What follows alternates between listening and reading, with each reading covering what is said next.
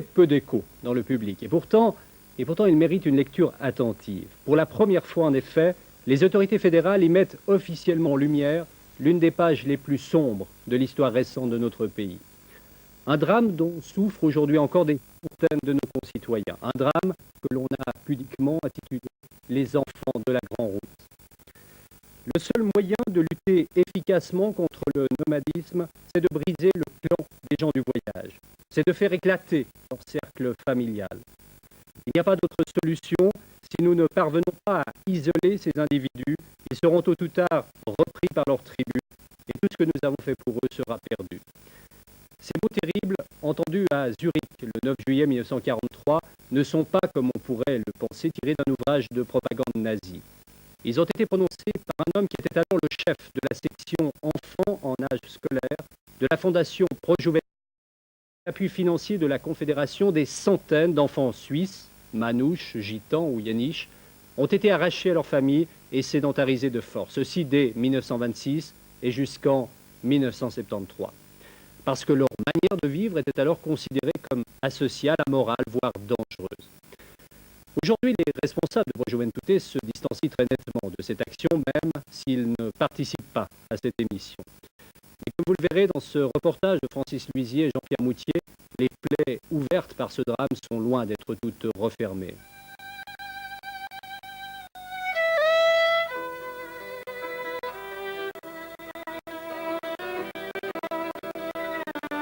Les années 30. À cette époque-là, en Suisse, les gens du voyage vivent de façon précaire. Été comme hiver, ils sont sur les routes. Seuls les plus aisés d'entre eux possèdent de vraies roulottes. Les autres se des parents qui sont rémouleurs, vanniers ou colporteurs. Ils ne vont pas à l'école car c'est incompatible avec la vie de nomade. Le sort de ces enfants préoccupe les autorités et les œuvres de bienfaisance. Pro-Juventude met sur pied l'action Enfants de la Grande Route. Elle en confie la responsabilité à Alfred Siegfried. Siegfried est convaincu que le nomadisme est un mal en soi. Pour lui, il est hors de doute que la plupart des gens du voyage sont des faibles d'esprit. débilité, laisser-aller, désordre, mauvaise foi, duplicité. Tels sont les défauts caractéristiques des nomades selon Siegfried. De 1926 à 1973, avec la bénédiction des autorités, des dizaines de familles sont détruites. Plus de 500 enfants sont arrachés à leurs parents, dispersés, placés dans des homes ou des familles d'accueil. Aujourd'hui encore, des mères ignorent ce que sont devenus leurs enfants. Que d'autres étoiles apparaissent.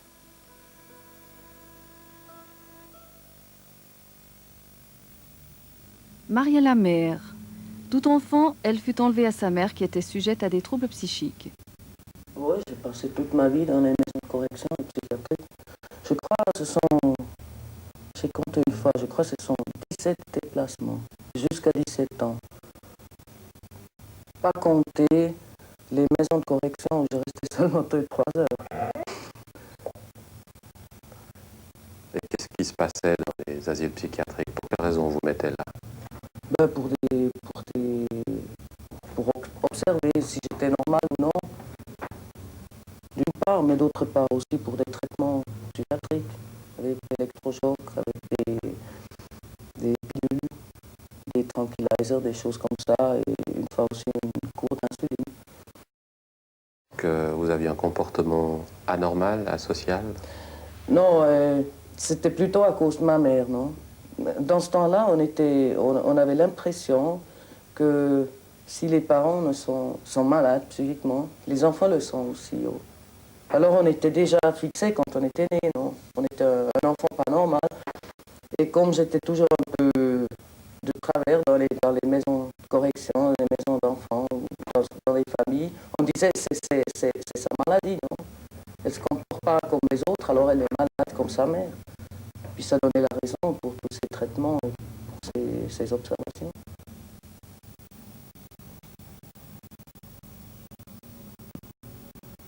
Ma mère aussi, elle a vécu la même vie comme tous les autres enfants de la Pro-Juventude. On l'a pris des parents quand elle avait 5 ans.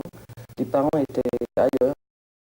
Puis on l'a pris et mis dans une autre famille, je ne sais pas, une famille ou une maison d'enfance, ça je ne sais pas.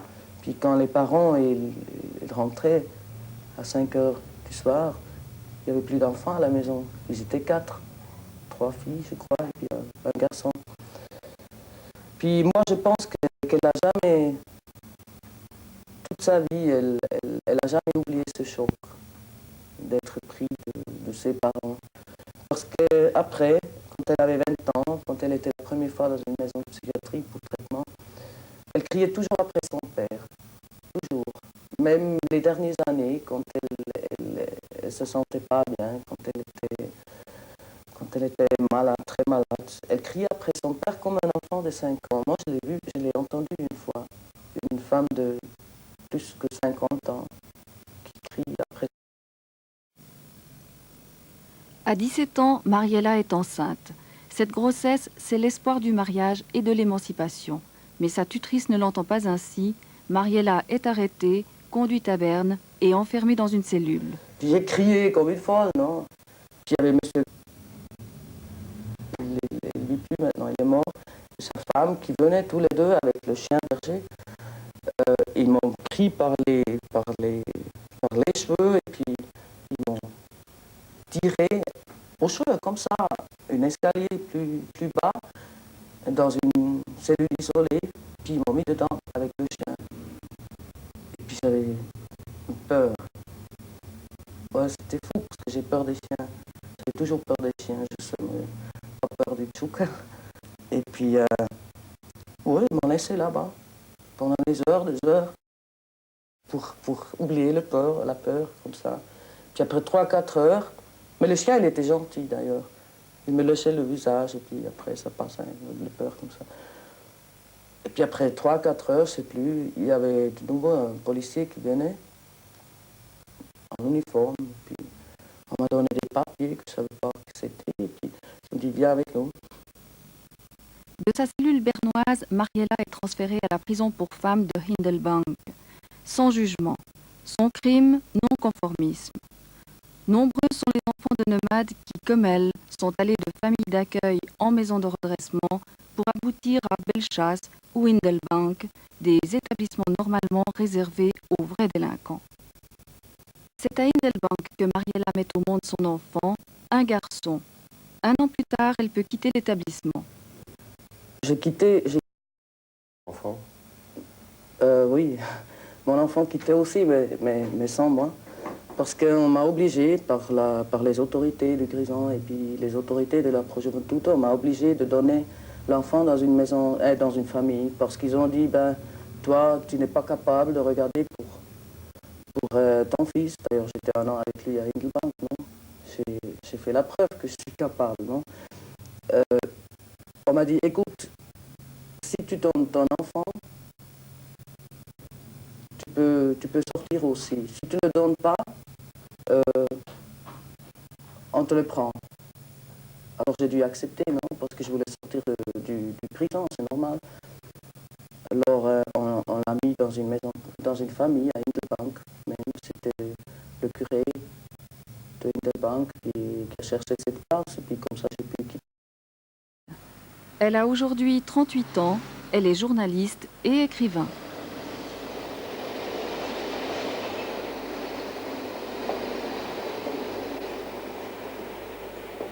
Kusgen, entre la voie de chemin de fer et la centrale nucléaire, une maison en construction. C'est celle de Robert et Wilhelmine Waser. Tous les deux sont des enfants de nomades, tous les deux ont été contraints de grandir loin de leurs parents. C'est la similitude de leur destin qui les a réunis. Pour les Waser, la vie sédentaire, c'est un peu leur pain noir. Ils s'y sont résolus dans l'intérêt de leurs enfants, pour que ceux-ci puissent fréquenter normalement les écoles. Et puis aussi parce que Robert Waser a les nerfs un peu fragiles.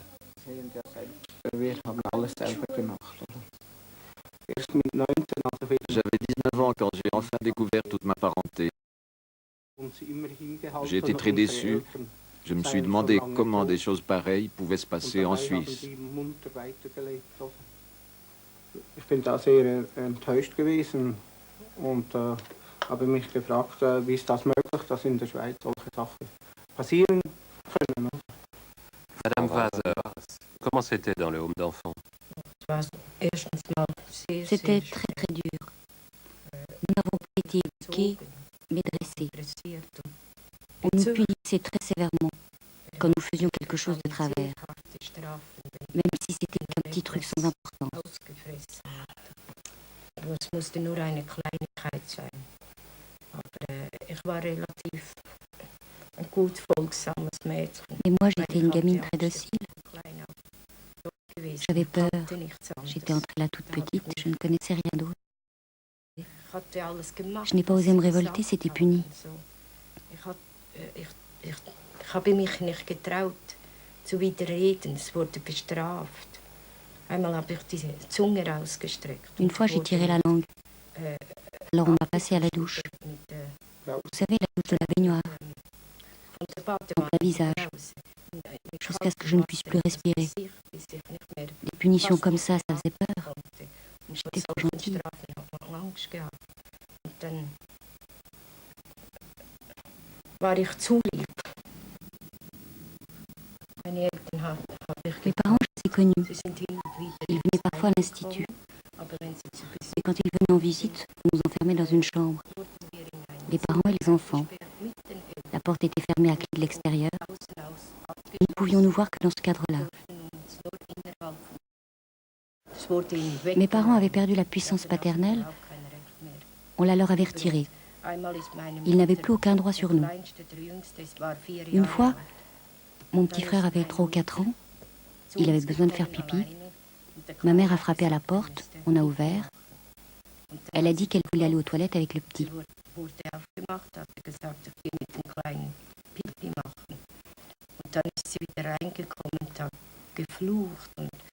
elle est revenue, elle était très fâchée. Elle protestait violemment. Moi, j'avais 12 ans. Elle m'a dit, regarde ce gosse, regarde ses fesses. Il avait des traces de coups depuis le derrière jusqu'en haut. Une ligne bleue après l'autre.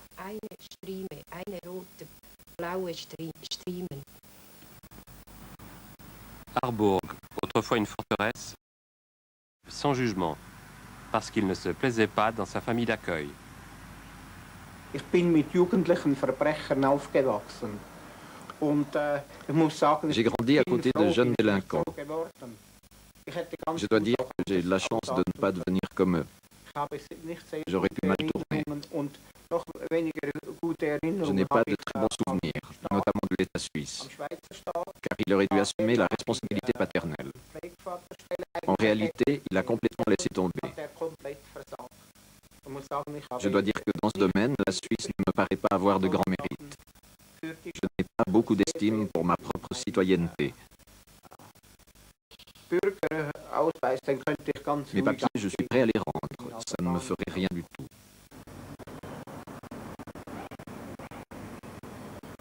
Berne, sous un pont de l'autoroute.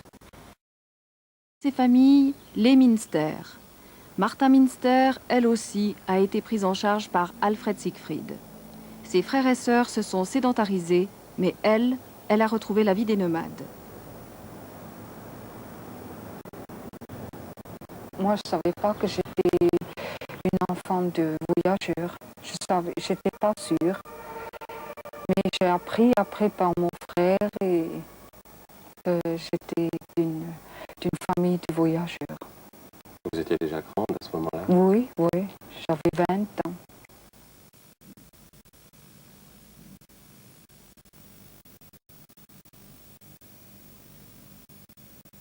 C'est à la mort du père de Martha que les autorités sont intervenues, pour le bien des enfants, disait-on alors. Et pour son bien à elle, Martha fut placée dans un home d'enfants. Vous voyez, quand on n'avait pas les parents derrière, ils pouvaient mettre sur notre dos qu'est-ce qu'ils voulaient. Et là, j'ai eu beaucoup de coups pour rien du tout. On vous battait? Oui. Après l'orphelinat, Martha est confiée à une famille d'accueil, une famille pour laquelle élever un enfant de l'assistance constitue surtout un salaire d'appoint. Ça, c'était à Hochwald, Soleure. Et là, je devrais aussi beaucoup travailler, du matin au soir. Puis, j'ai pas une bonne souvenir non plus. j'ai eu des bons jours, mais là, ils ont été très très durs avec moi. Le hasard Intérieur, j'avais un plaisir parce que c'était toujours mon désir de l'avoir une fois et puis auprès d'elle.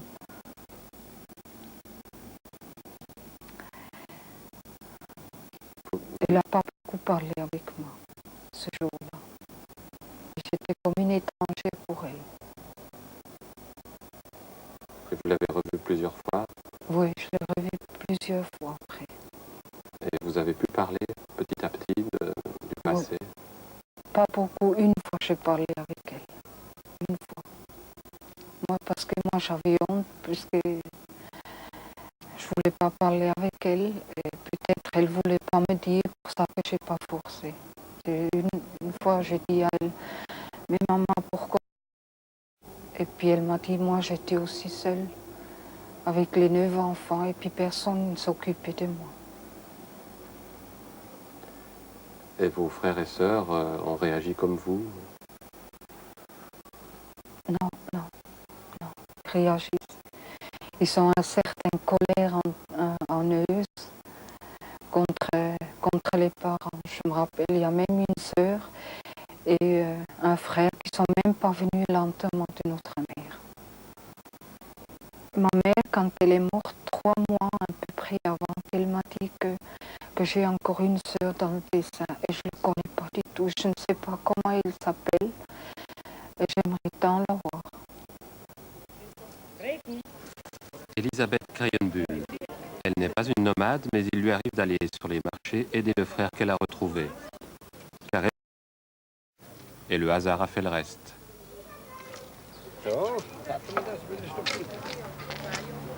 La sœur, j'ai trouvé au pensionnat. On avait les mêmes papiers.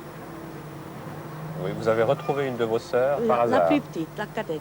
J'ai trouvé parce qu'on avait des formulaires pour écrire et puis on a regardé à côté à l'école comme ça. Et puis on avait les mêmes noms des parents et puis le même lieu d'origine. Et puis on a dit, tu es adopté ou bien tu connais tes parents. Elle dit non, moi non plus. Mais on est des Rouretcha. Les mêmes noms, on est des sœurs. Et puis on sait faire comme ça.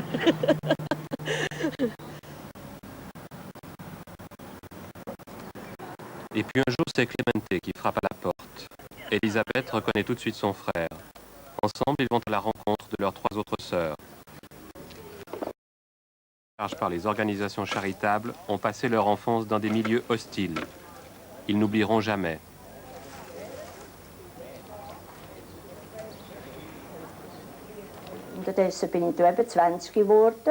J'avais juste 20 ans. Un jour, on sonne à la porte. Je vais ouvrir. Il y a là une dame. C'était 2 jours avant que j'entre à l'hôpital. J'ai demandé à cette dame ce qu'elle voulait. Elle m'a demandé si elle pouvait voir les petites Thérèse et Bertha Effli, car elle était leur mère. Sur le moment, ça m'a fait un grand choc. À moi, on m'avait toujours dit que mes parents étaient morts. Thérèse Grossman-Effli. Elle a vécu avec 2 enfants. Elle a pu préserver les 2 derniers de la sédentarisation forcée. D'abord en fuyant, puis en faisant front avec audace. Ensuite, elle a tout fait pour retrouver les aînés.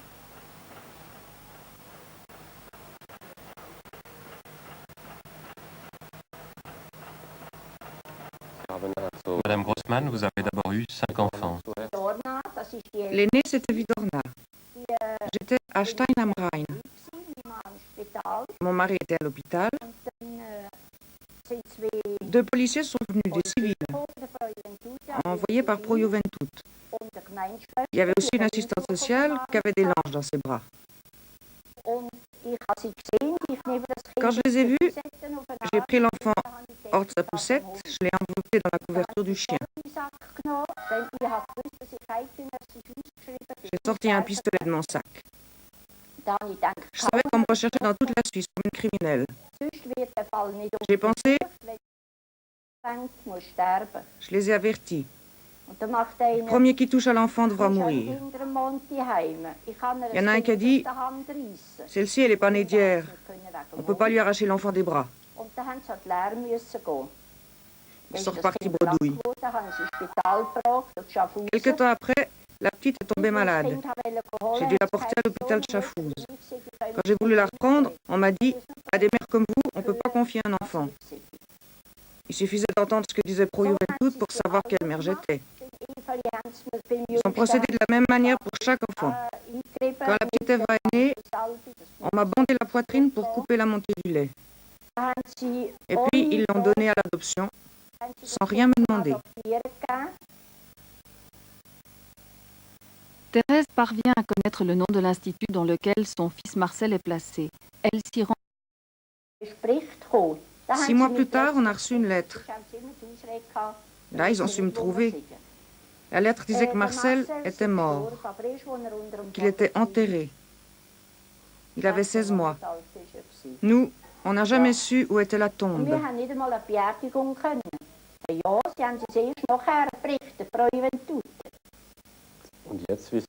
maintenant, vous savez où elle est? Maintenant, elle n'existe plus. Thérèse a retrouvé Vidorna, mariée en Sardaigne, et Rolf, qui a grandi dans une famille tessinoise et ne parle que l'italien. Sa deuxième fille a refusé de la voir. Marcel est mort. Quant à la petite Eva, on a perdu sa trace.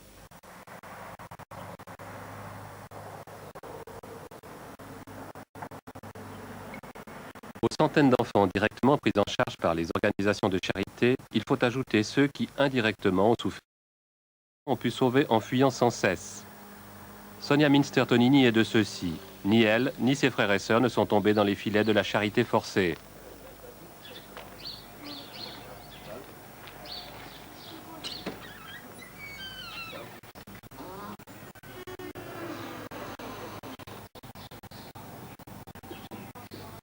Notre maman, elle a été au voyage avec nous en clandestin pendant une année.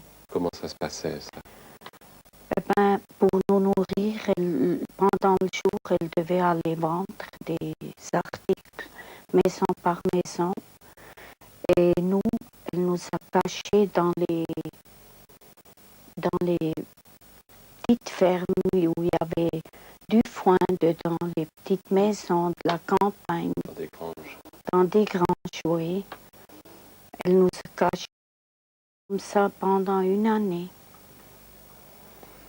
Et je me souviens d'une nuit que je l'oublierai plus jamais. C'était en Iterpie, c'était plein d'hiver. Il neigeait des grandes flocons. Et puis on était assis sous un arbre. Parce que tous les granges, ils s'étaient pris de la militaire. C'était le temps que le militaire était partout dans cette région. Alors, on était assis à côté de la route dans le champ sous un grand arbre. Et puis, il neigeait. Je me rappelle, j'ai eu le vœu d'avoir seulement. Puis, on était là pendant quelques heures et tout d'un coup, on a vu depuis loin une petite lumière qui s'approchait contre nous. Et maman, elle était déjà dans la peur, la police, ça c'est la police. Et puis on s'est caché derrière le bord, on a regardé, la lumière il venait toujours plus proche. Et c'était un homme qui travaillait pendant la nuit dans la fabrique. Et ma sœur, elle a vu que c'était seulement un homme, elle l'a arrêté. Et puis l'homme, il était tout surpris de nous voir, 4 enfants avec une mère. Et puis ma mère lui a raconté qu'on ne pouvait pas aller dans les restaurants ou hôtels, qu'on était cherché de la police. Et ce bon homme, il nous a pris à la maison manger. On était vraiment surpris sur cette bonté de ce homme. Il avait sa femme à l'hôpital. Et puis le lendemain, il nous a réveillés tard, il nous a préparé un bon déjeuner. Alors c'était pour nous, c'était le paradis à ce moment pour nous, de voir qu'il a quand même des personnes qui nous rejettent pas, qui ont le cœur ouvert pour nous. Et de là, on est parti avec grande joie, du nouveau courage pour tenir.